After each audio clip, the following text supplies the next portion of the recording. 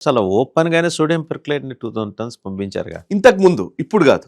ఇప్పుడు యుద్ధం జరిగిన తర్వాత చేయడం వేరు, యుద్ధానికి ముందు పంపించడం వేరు. ఎందుకంటే ఆ యుద్ధం జరగక ముందు ఈవెన్ గల్ఫ్ దేశాలకు కూడా పెద్ద ప్రాబ్లం లేదు, మీరు ఏం పంపించుకున్నా ఇట్స్ ఓకే అనుకుంటారు.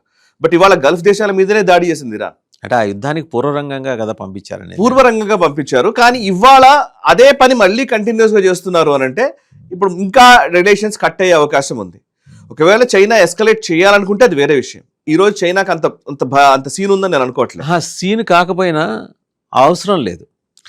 అవసరం లేకపోగా వాళ్ళకు ఇంకో సమస్య కూడా ఉంది. యాక్చువల్ వాళ్ళు చేయడానికి చేయకపోవడానికి ఇంకో సమస్య ఉంది.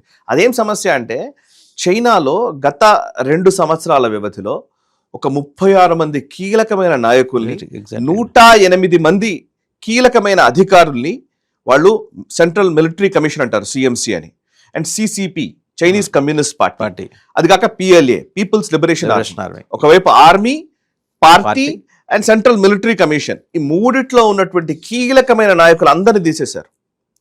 Central military commission vice chairman ని తొలగించారు. అదృశ్యమైపోయారండి కొంతమంది చనిపోయారని, అదృశ్యమయ్యారని, అది వేరే.